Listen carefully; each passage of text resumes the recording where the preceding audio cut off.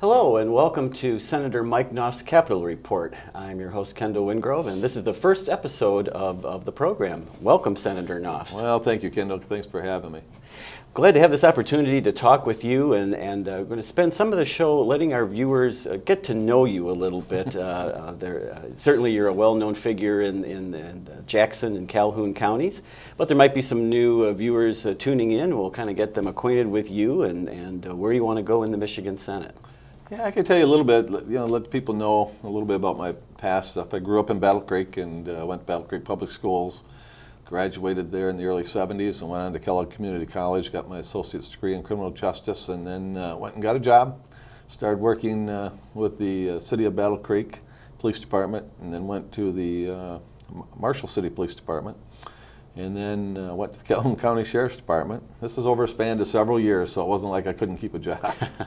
But anyways, went to Marshall Police Department and then the Calhoun County Sheriff's Department. And then in 1977, I got in the Michigan State Police, and I was with Michigan State Police for 25 years, and retired as a post commander out of the Battle Creek Post. And the last 10 years of the 25 years, I also got into politics and was on the Calhoun County Board of Commissioners, and 5 of the 10 years I was on the county board, ended up being chair. And in 2002, I left both of those jobs at the same time and retired basically, and ran for the State House and served 6 years, 3 terms in the Michigan House of Representatives representing the 62nd District. And then had a year off this last year and ran for State Senator, and now I'm the Senate District 19 State Senator. I was fortunate enough to get elected, and I want to thank all the people out there. Thanks for supporting me, and I appreciate the opportunity to serve them and represent them up here in Lansing for this next year. And we're filling out Mark Schauer's seat that he vacated when he won to be our congressman. The governor called a special election. I was fortunate enough to win that, and here I am for the next year representing the good people of the Senate District 19 seat. Let's tell the folks that are watching, just so they're entirely sure, what cities, towns, general areas comprise the 19th district? There are a lot. I believe it's 37 units of government, township, local units of government, and then 5 cities in the district. And it's all of Calhoun County, 100% of it. And then it's about 3/4 of Jackson County. And it takes in all of Jackson County from the west side all the way over to the eastern tier townships, and there are several townships that are not in my district that are represented by Senator Randy Richardville, and that's we have I'm trying to think of which ones he has. There are about 4 or 5 that he has on the eastern side of the county, and Summit Township also is part of his. So I have, including the city of Jackson, I have almost 3/4 of Jackson County. So when you consider your years in law enforcement, your years in the Michigan House, and the last year you spent out on the trail, you have really covered a fair amount of real estate in your years of public service. You've really gotten to know these areas. Yeah, even as a post commander, before I got to Battle Creek, I was a post commander at Jonesville Post, so it was in the southern part of Jackson County. So I have been around the area all my life, and I really have gotten to know the areas, and we had, and I got to meet a lot of people, this past year leading up to the election, and they have a lot of thoughts on their minds and a lot of interest. That's what I wanted to explore with you. As the newest member of the legislature, you have a really unique perspective. You have been on the front porches. Yeah. And in a lot of township halls, VFW halls. Oh, yeah. You've been to a lot of places. What are people saying to you? And I have to think that they've been very candid in what they have on their minds, and they're probably free to tell you just what they think. People do, when you're on your front door one-on-one with them, they, you're trying to get their support. They do tell you what's on their mind, and the biggest thing, obviously, is jobs. And jobs is very, very important. A lot of people, don't have a job today, are looking for jobs. They don't want a government handout. What they do is just want a good paying job that they can go work and get an honest day's pay and take care of their family. And that was probably the biggest issue that I heard about. What are you going to do for jobs? What can you do to change the state? We're going in the wrong direction. How can you make a difference? And then one of the other big issues was the smoking ban that has been talked about for 2 years, and what my position was on that. And as you know, we just took care of that and voted on that last week and just recently. And It will take effect when the governor signs it. It'll take effect on May 1st, and everybody believes she will. She said she would support it, so we believe she will.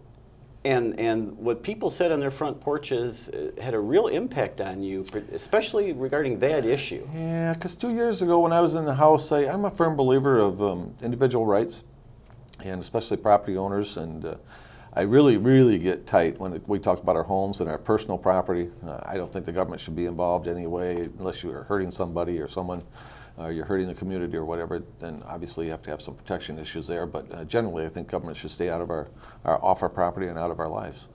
I feel that same way about businesses. But then you have the overriding factor, because in the Michigan Constitution, in that last 2 years, I didn't support the ban 2 years ago. Voted twice in the House not to support it. And I got to reading more up on the issue, going to those doors, talking to those people, and it really was it was hard because you know, I had different feelings pulling against me and stuff, and I personally believe that a business owner should be able to say whether or not they have smoking in their place of business, and if people don't want to go into that smoky business, they stay out. He or she would get the message, maybe I should go smoke free and bring more people into my business and let them have the opportunity to decide and consider their fate, which I feel strongly about, and that's why I voted the way I did. But going door to door and talking, and actually over the time that I was out of the legislature and reading the Michigan Constitution, it does talk about, you know, one of the duties of the legislator, whether it be a senator or a representative, is consider and take care of the public health of the citizens, you know, and the betterment for the public health of the citizens. And you know, it affects so many people in so many areas of the state of Michigan. It's not something that, you know, in talking to people, I just thought, you know, we have 37 other states, I think, that had already done that. And we have a lot of history in those states, and that we looked at, okay, you hear in one argument that my business is going to go down, I'm going to lose a lot of business. And then you go out and look, because we're not the first state, and so a lot of states have had it in there for years. And yeah, they did lose business right after the law passed, but then it generally came back, and even came back a little bit stronger in some states, because people who had been staying away decided to go back to the restaurants because they could go now in a smoke-free environment. And just to give you an example, so I ended up this year supporting the ban. And the reason I also voted for, and there was in there exemptions for the 3 public casinos down in Detroit, because all the other casinos, any casinos in the state of Michigan, are obviously sovereign nations. We can't regulate them. And so they allow smoking on their floor, and I thought the 3 public casinos in Detroit that the people did support by a constitutional amendment, if you remember several years back. I think, you know, they should be able to play on a level playing field, and they should be able to have smoking there, because if people want to smoke and want to gamble, they're not going to go to those if they can't. And so they would go to the Indian casinos, and I think the 3 public casinos should have a fair shot at competition, have fair rules and equal rules dealing with, you know, what's in front of them and their business. So I thought about it long and hard. It was tough. It was really tough, and a lot of people told me at the doors that they just thought it was time. They wanted to be able to go take their kids in a restaurant and do that. And I also, you know, quietly heard from a lot of business owners too that, you know, Mike, I don't want to make the choice, but if you do it, I understand it's about time. I mean, I even had a staunch one 2 years ago that thanked me so much, but then he told me privately just recently that, you know, if you have to do it, go ahead, because I think it probably is about time and people want to do that, but I don't need to say that because then my patrons will be mad at me. But if you guys in Lansing make it so, then I say I have to follow the rules, and I believe they'll still come back and stuff. So I think there is a, you know, those types of issues actually coming from the hearts of not only the business owners but also from people on the doors. It really got me thinking. I came down on the decision because it was very, very tough for me. So I came down on the decision, you know, it's not about me. When you do run for office, you're running to, these people are electing you to represent them.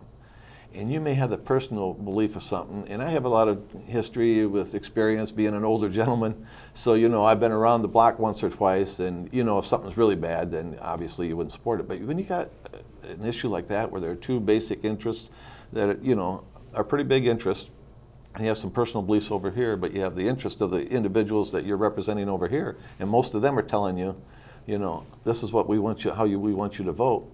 I came down on the side of the people and decided this time it was time to represent them, because it's not about Mike Nos, not about my personal beliefs, because there is, you know, and it is more healthy. It's in the Constitution. There's backing for it in our state Constitution, and the right to do that. So it meets the constitutional muster that I look at before I vote on something. Is this something that allows us to do it in the Constitution, or are we pushing the fringe on the Constitution? So